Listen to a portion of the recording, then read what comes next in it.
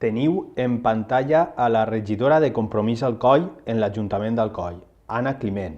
Comencem.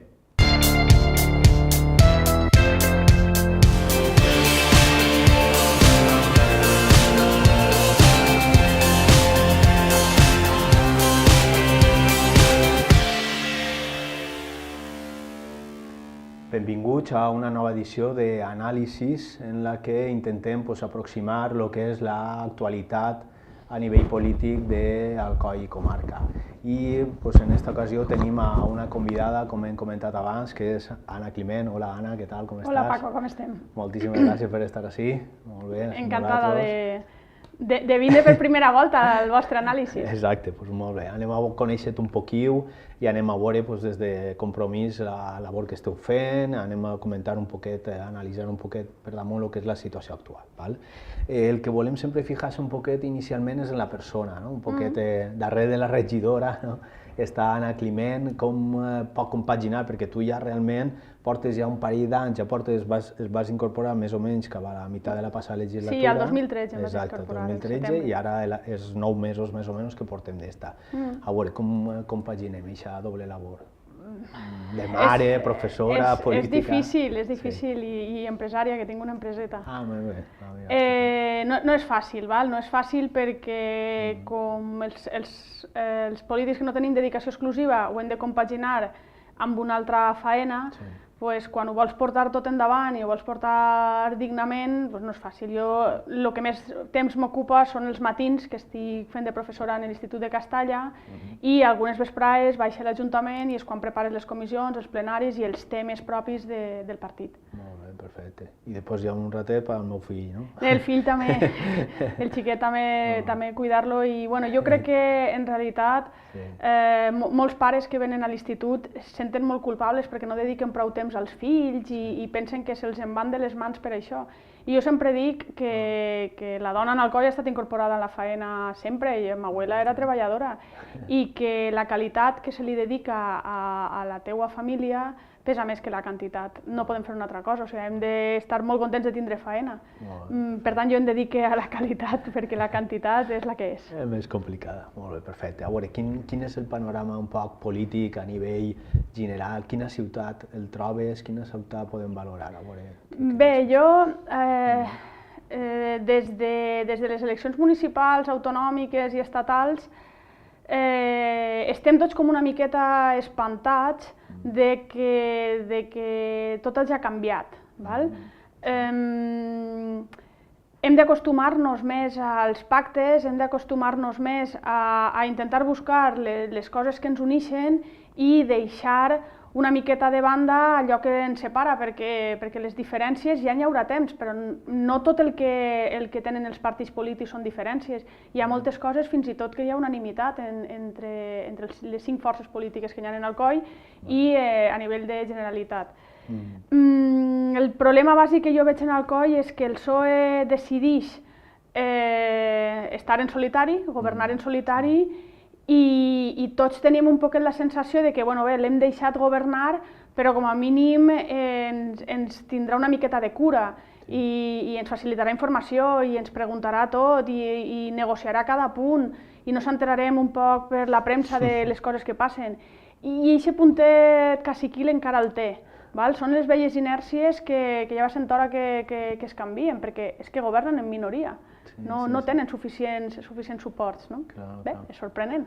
Poquet aquests partits majoritaris, històricament, tenen aquesta... Tenen aquesta inèrcia de fer les coses sense necessitar de donar excessives explicacions o preguntar a l'oposició què li sembla, perquè l'oposició no governa, però sí que representa també a molts vots darrere. Per tant, sí que hem de ser escoltats. També és de veres que existeixen diferències, no és el mateix un tipus de regidor que altres.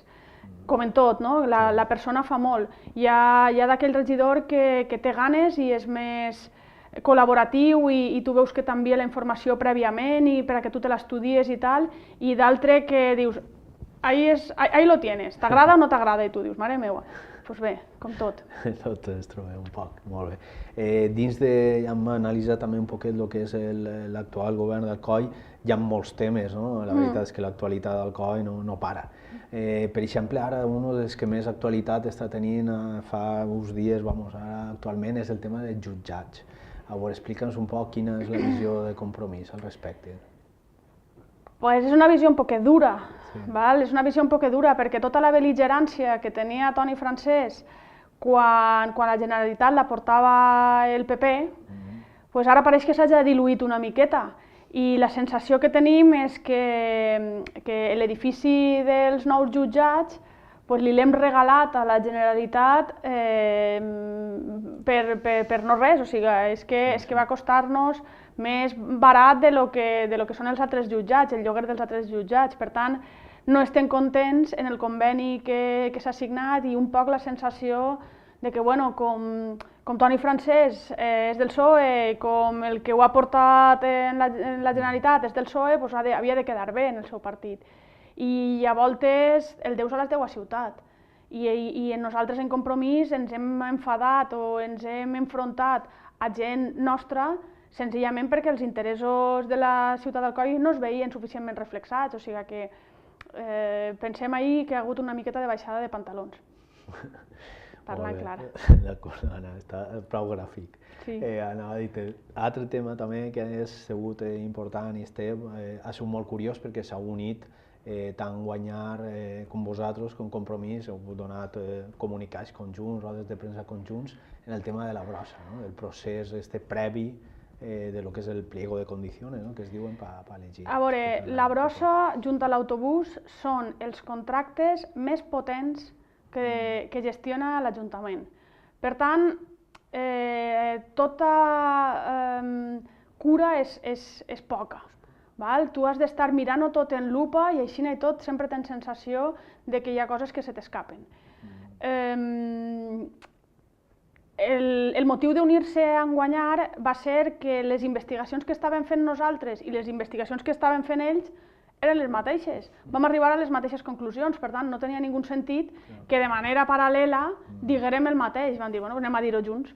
I què és el que vam dir? Vam dir que no veiem clar l'adjudicació de l'empresa que ha de redactar aquest plec de condicions perquè la seva trajectòria professional sempre o en un percentatge molt elevat acaba tenint Fomento de Construcciones i Contratas l'adjudicació del contracte després.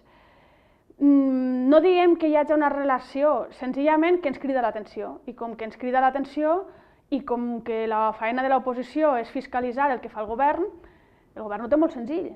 Si no hi ha ninguna relació, es desmentix i tot és molt fàcil.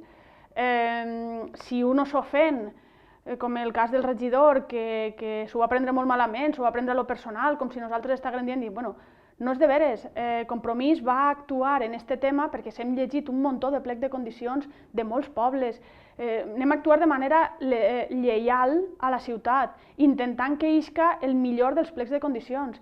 Però aquests favoritismes, ni que siga de sospita, és lògic que els denunciem i és lògic que alcem les orelles i diguem no ho veiem clar, no ho veiem clar. En qualsevol cas, aquesta empresa inicialment adjudicada, ningú diu que continue, dia coses interessants que nosaltres també proposàvem. Per exemple, que el contracte de la brossa deixara de ser una concessió per a ser un contracte de serveis. Això és una figura legal tècnica, però té unes implicacions brutals. Una concessió és un xec en blanc a una empresa que es comporta d'una manera caciquil en l'Ajuntament. L'empresa fa el que vol en els diners de l'Ajuntament. En un contracte de serveis, tu eres el que manes i tu eres el que li dius a l'empresa això ho vull així, això no ho vull així, i si no complixes no el pague. Per tant, la relació de dominància és fonamental. A més, el temps és completament diferent. En el contracte de serveis, que és el que proposàvem nosaltres, i aquesta empresa, l'OBIC, també ho proposa, estem parlant de 4 anys. 4 anys és una cosa suficientment xicoteta com per a que l'empresa s'esforce en fer-ho bé per a que li renoven. Si tu fas una concessió de 10 o 12 anys vista, així relaxem tots i no patim perquè tinc molt de temps per amortitzar totes les coses i per a comportar-me com jo vulgui. Tot naix de la sensació de que el contracte més important i que més despesa li genera a l'Ajuntament, ningú té la sensació de que es funcioni, perquè tots pensem que el coll està brut. O sigui, quan tu sents en les tertúlies de la gent del carrer, és que el coll està molt brut, és que no hi ha manera, és que la brossa no s'arreplega, és que tal. Aquesta sensació que té, per què és? Potser no té fonament, però per què és? I estem pagant en or el que tenim fins ara, que per cert està caducat. Ja porta uns anys. Ja porta uns anys, des del 2012 caducat. Sí, exactament. Ara un poquet parlant, escoltant el tema mediambiental, no? Tu sempre has vingut, encara que portes no massa temps en la política, sí que portes una llarga trajectòria a nivell ambiental, lluitant i un poc reivindicant.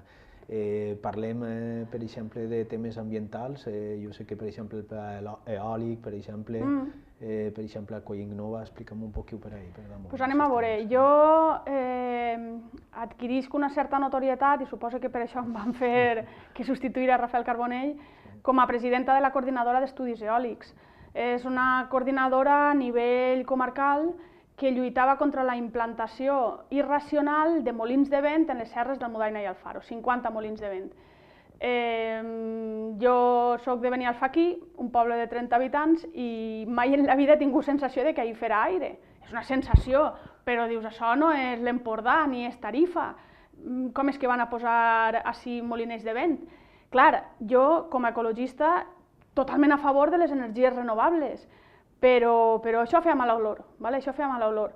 Quan comencem a anar a Conselleria a demanar papers, a presentar al·legacions, recordem que vam presentar 40.000, al final, per fer-ho gràfic, ens trobem en un informe que nosaltres anomenem l'informe bufanda, d'un tècnic de Conselleria en una bufanda a l'aire dient veu com sí que fa aire, veu com sí que fa vent. Clar, això demostra el pasteleo que hi havia, que les empreses anaven a cobrar unes primes elevadíssimes per molins que no feia falta que et giraren. I en el moment en què es destapa tot aquest pastís, de moment hem guanyat una miqueta. Només hem guanyat ara, quan en la Generalitat ha hagut un canvi de carteres, perquè Júlia Company i el conseller exalcalde de Muro, Rafa Climent, es van comprometre a finiquitar el pla eòlic. Esperem que complisquen la promesa, de moment ha sigut només una declaració d'intencions, però esperem que complisquen i que ja no tornem a parlar de sentiments encontrats. Per una banda, una cosa que tu consideres bona, com es puguen ser els molins de vent o l'energia renovable, i per altra, un atemptat contra el medi ambient. Per parlar de molins, Compromís, per exemple, proposa ara que es posen unes microturbines en la xarxa d'aigua potable, perquè com tenim suficient desnivell, aquesta caiguda d'aigua pot generar una miqueta d'energia, meravellós. És a dir, això és un projecte que vam iniciar quan nosaltres governàvem, quan va començar tot en el tripartit, i després es va quedar oblidat en un calaix i nosaltres volem recuperar-lo. O sigui que el compromís en el medi ambient és constant. Molt bé, perfecte. M'havies parlat del Coll Innova. I ja per acabar, m'havies parlat del Coll Innova. A veure, la meva opinió és molt clara. No mos poden fer triar entre que en tallen una cama o que en tallen un braç. No vull haver de triar. I el PP i Ciutadans s'esforça molt en dir és que si no posem el Coll Innova en la Canal no anem a tindre faena. La població d'Alcoi ja deixarà de ser 60.000 i serem 40.000 habitants. Això no té ningú sentit. Hem de fer les coses ben fetes. El PP s'ha caracteritzat per les barbaritats alcoianes. Com puga ser Cerelles, com puga ser el Calderón, com puga ser la Rosaleda, com puga ser tot això que estem heretant i estem pagant. I ve d'aquella gestió, en la qual pareixia que tot vale, que no fa falta que jo verdaderament complisca la legislació perquè m'apeteix que McDonald's s'instal·le ahir al costat d'Erosk i en un puesto guapet li faig un tratge a mida perquè McDonald's s'instal·le. Això no té ningú sentit, la legalitat està per a complir en tots els llocs. I en el Coll Innova també.